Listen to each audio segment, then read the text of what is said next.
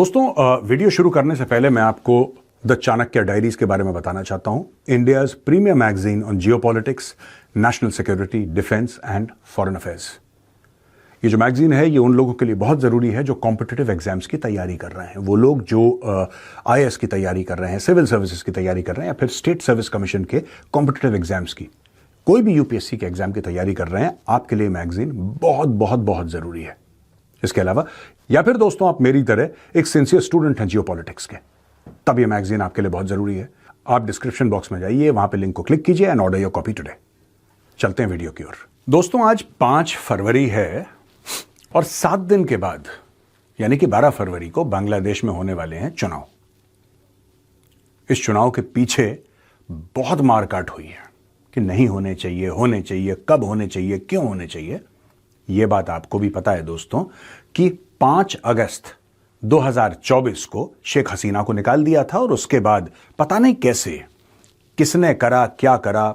कई लोग ये मानते हैं कि अमेरिकन डीप स्टेट का हाथ था, पर किसी तरीके से मोहम्मद यूनुस को chief adviser of the Bangladesh government बना के उसको लगभग हेड ऑफ स्टेट का उसको ओहदा दे दिया।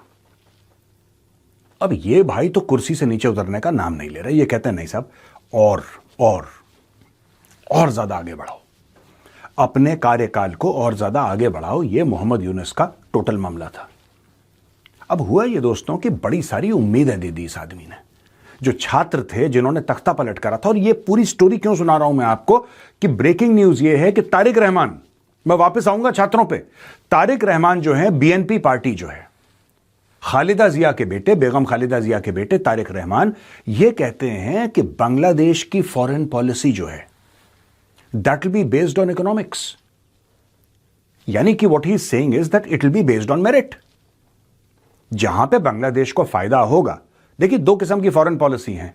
एक तो जमाते इस्लामी टाइप की फॉरेन पॉलिसी है। If at all the Jamaate Islami people know what foreign policy is, उनका सीधा साधा हिसाब है कि भाई अगर पाकिस्तान एक मुसलमान देश है तो हमें पाकिस्तान के साथ अलाइन होना है। They look at everything through the prism of religion. Unfortunately the same people who got 3 million East Pakistanis killed, which are now Bangladeshis, or we can call them Bangladeshis today, that is Jamaat-e-Islami. They were absolutely with the Pakistan army, but anyway, वो पुराना एक इतिहास बीत चुका है, उसको छोड़िए। आज की तारीख में ये उनकी फॉरेन पॉलिसी है, ये उनकी इंटरनेशनल अलाइनमेंट है। तारिक रहमान ये कहते हैं कि नहीं साहब, इकोनॉमिक्स के ऊपर खेल होगा। 12 तारीख को चुनाव है और यह वीडियो इसलिए इंपॉर्टेंट है दोस्तों, मैं चाहता हूं एंड तक देखें, क्योंकि मैं आपको समझाऊंगा कि ऐसा हुआ क्या है कि बांग्लादेश के सुर बदल गए। और यह बात मैंने बहुत पहले बोली थी आपको, इनके सुर बदलेंगे। देखिए साहब, ऐसा है कि सच्चाई है, ज्योग्राफी है, आप उसको नहीं बदल सकते। आप जमाते इस्लामी के चीफ हो, आप उसको नहीं बदल सकते। जो आपकी ज्योग्राफी है वो आपकी ज्योग्राफी है। एक समय तक प्रोवोक करने के लिए इंडिया को, आप चाइना को बोलिए कि ड्रोन प्रोडक्शन शुरू करें बांग्लादेश में, आप चाइना को बोलिए कि साहब ये एयर स्ट्रिप है, बिल्कुल चिकन नेक के पास है, हम आपको ये दे देते हैं। ISI की टीम आ रही है, चिकन नेक का दौरा कर रही है। ये सब, ये चिकन नेक के पास वाला बांग्लादेश का इलाका, वहां पे दौरा कर रही है और दूरबीन से देख रहे हैं। ये सब, all these optics are good, right? क्योंकि you want to have an upper hand. आपको ऐसा लगता है कि आपका इससे अपर हैंड, इससे क्या फर्क पड़ा? किसी को क्या फर्क पड़ा इससे? अब तारिक रहमान ये कह रहे हैं कि बांग्लादेश की फॉरेन पॉलिसी जो है that will be based on one single factor, that is economics. ये देखिए साहब, मैं आपको एग्जैक्टली पढ़ के बताता हूं। His government would pursue an economy based foreign policy focused on national interests. Bangladesh first foreign policy based on mutual trust, respect and benefit rather than aligning primarily with any single partner. And this is the best news. अगर तारिक रहमान ये कह दे कि मैं ऐसा करूंगा और फिर कर दे, अगर वो प्रधानमंत्री बनता है, तो इससे बढ़िया बांग्लादेश के लिए खबर हो ही नहीं सकती।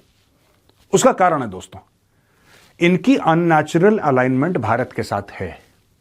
इनकी अननेचुरल अलाइनमेंट भारत के साथ है।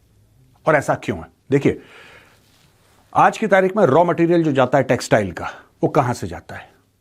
भारत से। इनको बिजली देने वाला भारत है। अगर इनको दुनिया भर से ट्रेड करना है तो भारत से लड़के दुनिया से ट्रेड नहीं कर सकते। They can't do it.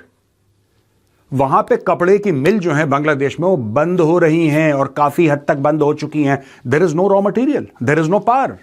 भाई without raw material and power, देखिए आप 80 भी मुसलमान थे, तुसी भी मुसलमान, ये सब जोशीले बयानबाजी जो हैं एक लेवल तक ठीक है। ये शुगर रश टाइप के होते हैं, कैफीन रश टाइप के होते हैं। आपने एक कप ब्लैक कॉफी पी ली और आप चार्ज्ड अप फील कर रहे हैं, लेकिन कुछ समय के बाद आप डाउन हो जाते हैं।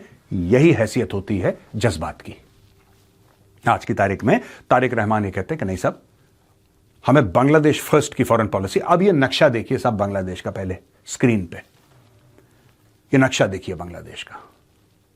ये है बांग्लादेश फर्स्ट की फॉरेन पॉलिसी। 4000 किलोमीटर से ज्यादा भारत के साथ इनका बॉर्डर लगता है, यानी कि 95% of the border of Bangladesh, 95% literally Bharat के साथ है। 5% इनका, 5% म्यांमार के साथ है। म्यांमार का भट्टा बैठ रखा है, उसका भट्टा बैठ रखा है। वहां पे सिविल वॉर की सूरत हाल है, वहां पे गोलियां चला रहे हैं, रॉकेट लॉन्चर फायर कर रहे हैं। वहां पे जो मिलिट्री हुंता है वो एयरक्राफ्ट से दूसरे लोगों को मार रही है, फाइटर जेट से। ये हाल है म्यांमार के। तो म्यांमार के साथ तो आप ट्रेड करेंगे नहीं। और वहां पे दोस्तों बॉर्डर के इलाके में अराकान आर्मी जो है वो बांग्लादेशी फौज को ठोक रही है, और Myanmar is not known for trade. तो आप म्यांमार के साथ ट्रेड कर ही नहीं सकते। आपका नेचुरल ट्रेडिंग पार्टनर एक ही है, दैट इज इंडिया। क्योंकि आपकी ज्योग्राफी, इस ज्योग्राफी के पीछे जो मोहम्मद यूनुस बहुत उछल रहा था, जमाते इस्लामी वाले बहुत उछल रहे थे, कुछ पाकिस्तानी इनको भड़का रहे थे, और बांग्लादेश आर्मी के वेटरन्स बड़ा उछल रहे थे कि हम चिकन नेक को ये कर देंगे और ऐसा कर देंगे और नॉर्थ ईस्ट को। ओ भाई, वही ज्योग्राफी तुम्हारे खिलाफ है, वही ज्योग्राफी तुम्हारे खिलाफ है। तुम कुछ कर लो। फिर से एक बार मैं एडिटर से चाहूंगा कि मैप दिखाइए जरा एक बार, और मैं मैप के थ्रू यह समझाना चाहता हूं कि ज्योग्राफी इनके खिलाफ है। If they don't deal with India they are dead, they can't survive. China कब तक इनको सपोर्ट करेगा? और चाइना का जो सपोर्ट है दोस्तों, एक बात ध्यान रखिएगा, चाइना का जो सपोर्ट है that is always conditional. China हड्डियों का गूदा निकाल लेता अगर चाइना पैसे दे तो। चाइना ने इनको, यानी कि बांग्लादेश नेवी को, कुछ वॉरशिप्स दिए थे, वो इतने खराब हैं कि दे डोंट मूव, वो हार्बर में बंधे हुए हैं भाई। ये हाल है चाइना का। चाइना ने इनको जंक माल दे दिया बांग्लादेश नेवी के लिए। उस वक्त बड़े खुश हो रहे थे, हम सबमरीन ले लेंगे, हम ये ले लेंगे, हम वो ले लो। और किसके खिलाफ ले रहे हो तुम सबमरीन? कौन है तुम्हारा दुश्मन? कौन तुम्हारे ऊपर हमला कर रहा है भाई? ये तो बताओ। म्यांमार हमला कर रहा है, तो म्यांमार को, जिसके साथ तुम्हारा लैंड बॉर्डर है, तुम उसको सबमरीन से मार दोगे? या भारत तुम्हारे ऊपर हमला कर रहा है? तो दोस्तों ये सारी की सारी चीजें, अब ये जो तारिक रहमान है, he has come across as a sensible voice. और हम इसको सेंसिबल वॉइस क्यों मान रहे हैं? हम इसलिए मान रहे हैं इसको सेंसिबल वॉइस क्योंकि जो हमने पिछले 1.5 साल से बेवकूफी सुनी है मोहम्मद यूनुस की और उसके सपोर्टर्स की, खासतौर से जमाते इस्लामी की और कुछ छात्रों की बांग्लादेश में, when you compare Tarique Rahman statements to their statements, he comes across as mature. अच्छा, बीएनपी का एक इतिहास है दोस्तों, बांग्लादेश नेशनलिस्ट पार्टी जो कि तारिक रहमान की पार्टी है, उसका एक इतिहास है। उन्होंने सरकार बनाई पिछली बार जमाते इस्लामी के साथ मिलकर। ये खुद Tariq Rahman anti India statements past में दे चुका है, राइट? लेकिन एक बात तो हमें समझ में आ गई पिछले 1.5 साल से, बांग्लादेश में nobody means what they say. At least the political parties don't mean what they say. Everything is convenience, everything. Sheikh Hasina ने बहुत पहले समझ लिया था ये। शेख हसीना को ये पता था। शेख हसीना ने भी, जैसे मैं मैप देखता हूं, शेख हसीना ने नक्शा देखा होगा, and she is an educated lady. उसने नक्शा देखा, उसने बोला कि यार without India it's not possible. अब देखिए भारत के चाइना के साथ लाइन ऑफ एक्चुअल कंट्रोल पे नोकझोंक है भारत की, गलवान हुआ है, वी कांट फॉरगेट इट। ना हम मना कर सकते हैं कि गलवान नहीं हुआ, वो तो हुआ है, वो तो सच्चाई है।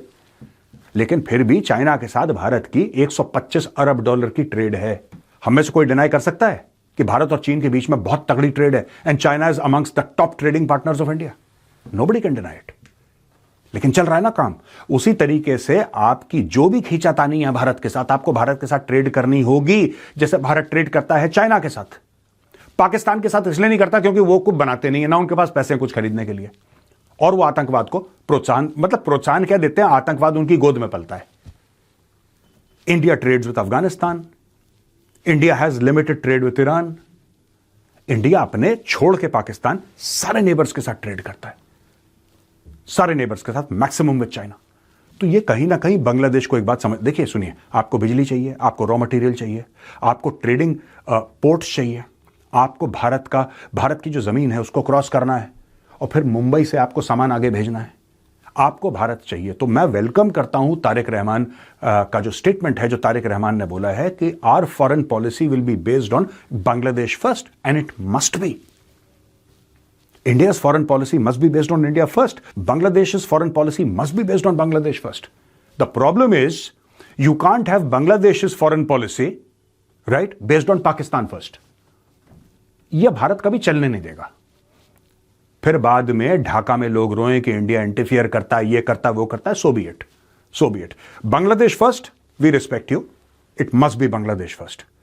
But if anybody thinks that China will come and sit there or Pakistan will try to do something funny there against India, then please don't complain of interference in Dhaka.